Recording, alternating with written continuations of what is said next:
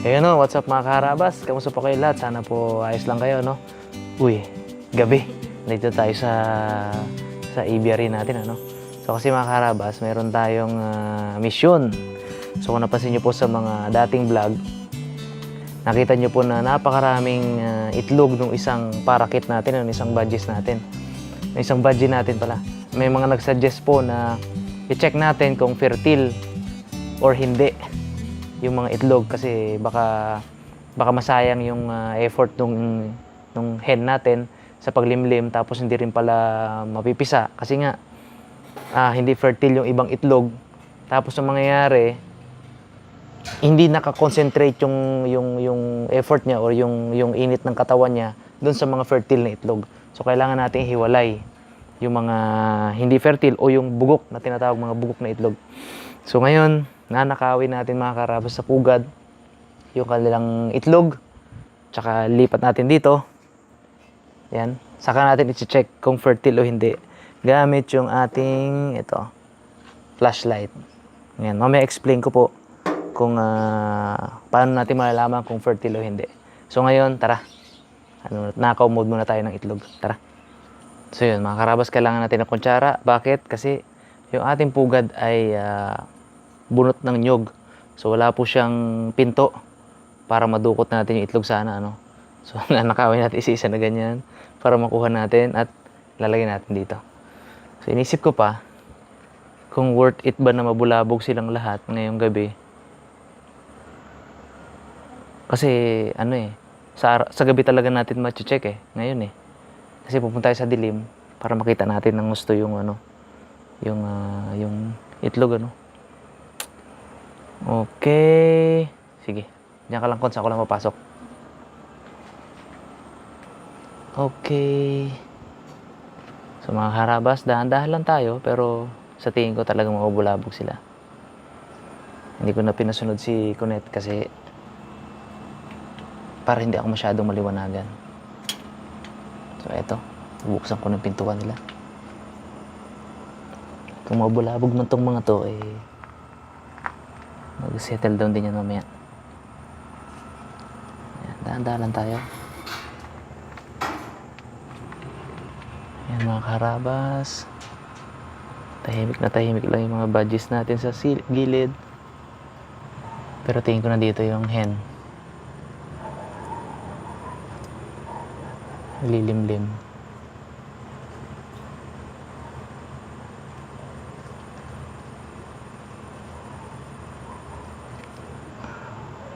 Ayan. Kakuha na ako ng dalawa. Pera mo na. Sulit ko rin mamaya. Okay. Nakakuha ako ng ito, 2, 4, 5, 5.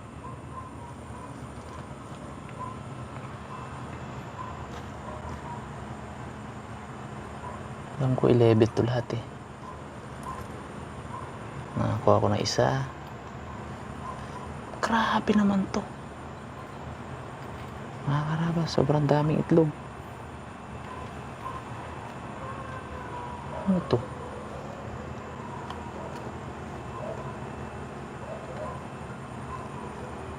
Hindi nauubos.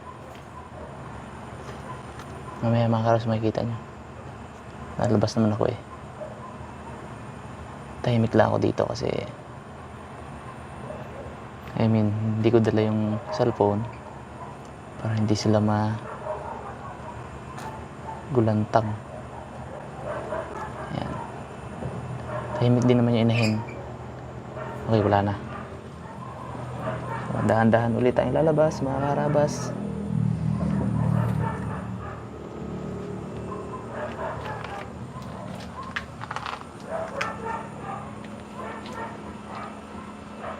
Okay. Hindi natin sila nabulabog. Kasi sobrang dahan-dahan lang tayo. Grabe! Sa isang pugad lang Ilang piraso yan? 1, 2, 3, 4, 5, 6, 7, 8, 9, 10, 11, 12, 13, 14, 15, 16, 17, 18, 19, 20? 2, 4, 6, 8, 10, 12, 14, 16, 18, 20. Grabe naman to.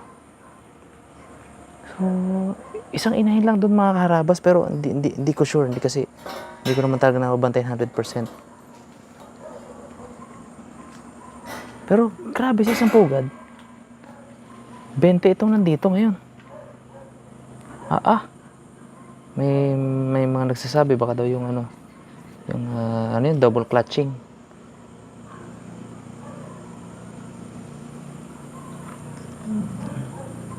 Lang. I-off natin yung lights. At titingnan natin mga karabas. Dapat nasa madilim tayo.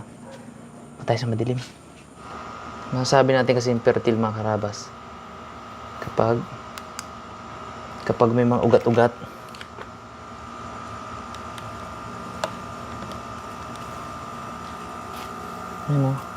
nakikita ba sa cellphone? Bago pala tong ibang itlog na to.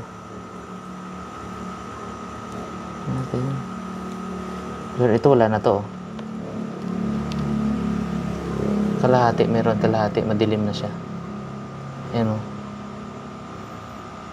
Nakikita niyo ba mga karabas? Nakikita ba?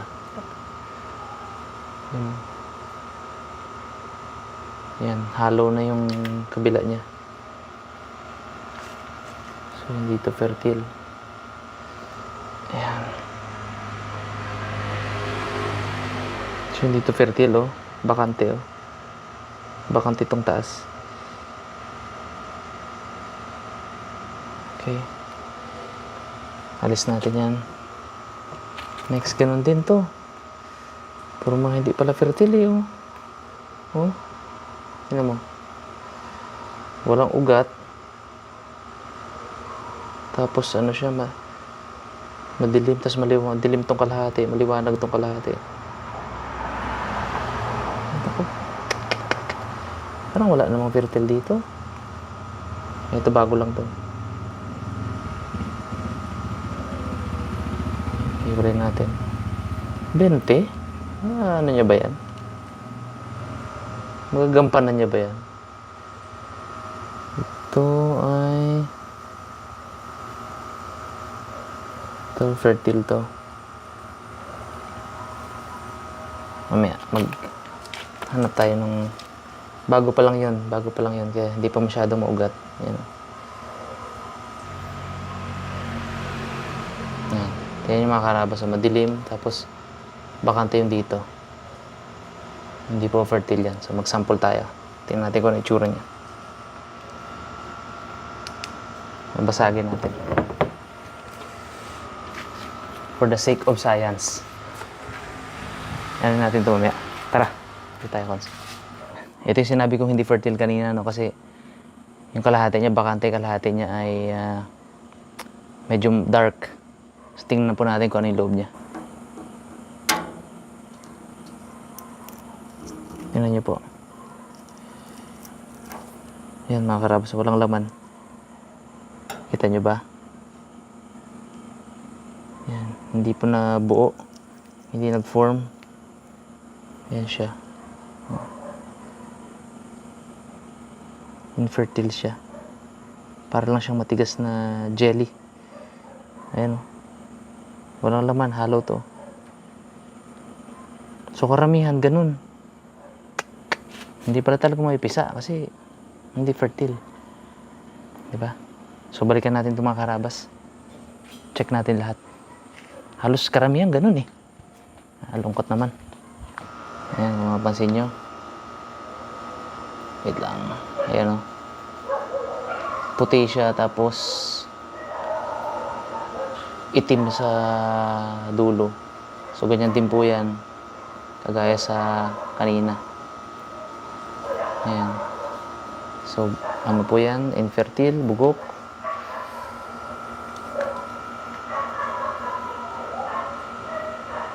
So, ito...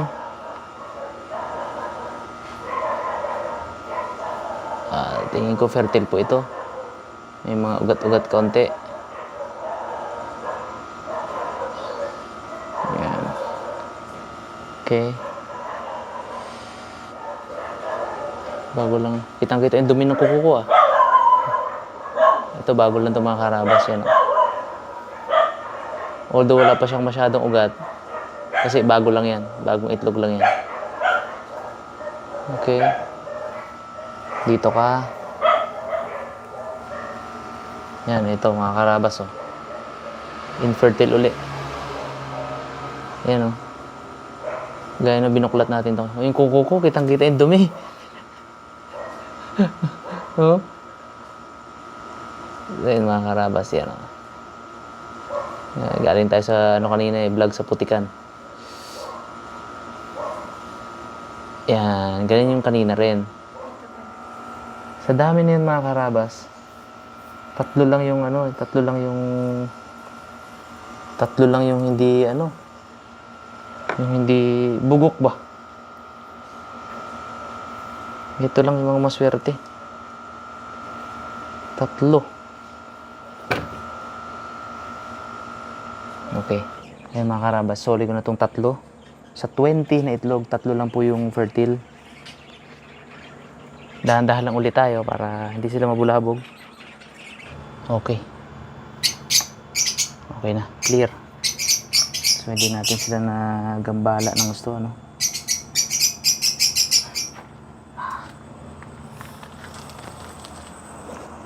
Ayan. Nabalik natin mga karabas ngayon. Check natin yung ilan sa mga itlog kanina para ano natin, ano. Mapakita natin kung bakit siya hindi fertile. Kung ano itsura niya sa loob. Wala namang amoy eh. Itong kanina, wala namang amoy. Ito yung ilan sa mga hindi fertile mga karabas. Meron pa nga dito malog kanina eh. Yan. Yun oh. Nakita niyo po. Bakante. Wala siyang katas. Yan. Ganyan lang po siya. So, hindi fertile. So, ito ganun din yan. Oh. Mga natuyo. Mga natuyo siya. Dami pa naman 20. Ganun rin to. Pero ito. Ay, ayoko na yan. Mabaho na yan. So anyway. So yun mga karabas, ano. Binida ko pa naman sa vlog. Tsaka sa Facebook. Na ang daming itlog. Ito yung iba. Yung iba iniwan ko na doon. Para ma-dispose ng maganda. Binida ko pa naman sa Facebook. Na naka-drive max yung ating badges mga karabas. Kasi ang daming niyang naitlog. No? Pero yun nga, sabi ng iba, analysis ng iba, baka daw nagsama yung ibang mga inahin doon na itlog din. Tapos hindi nalimliman. Tapos yan, natuyo, nangitlog uli. Hindi niya uli kayang limliman dahil padami na ng padami. Grabe, 20 pala. 20. So at least ngayon naklear natin. No? Tatlo na lang yung natira. Tatlo lang pala yung, yung fertile. Tapos hindi pa tayo sure doon kung may pisa yun. Kasi hindi rin ako 100% sure na talaga na fertile yun eh. Kasi nga, wala akong nakita mga ugat-ugat. Although, kapag bago pa lang yung itlog kasi, pag bagong itlog lang, wala pa talagang ugat na makikita. Kasi nakita ko naman kanina, may nakita ako na yolk eh. So kaya, siguro 80-20. So hindi pa rin ako 100% sure dahil hindi naman ako expert talaga. Pero ito, kitang-kita ko agad, alam ko agad na hindi talaga siya fertile. Maghugas talaga ako ng kamay.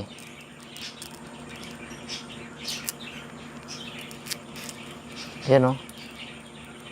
Tumigas lang oh. Parang bola siya sa loob. Yan oh. Hala. Oh. Ganito yung nangyari mga karabas. Yan oh. Maalog-alog pa eh. Yan siya oh. Sa loob. Yan. Ito, ganito rin yan. Anyway. So ayun. Thank you so much po sa pagsama sa akin ngayong gabi dito sa ating aviary, backyard aviary, para ipakita sa inyo yung kung paano natin malaman kung fertile o hindi. Sana may natutunan po kayo kahit paano. Na-apply din to sa manok, itlog ng manok. Ayun, thank you so much po sa panonood mga karabas. Ingat po kayo lahat. God bless.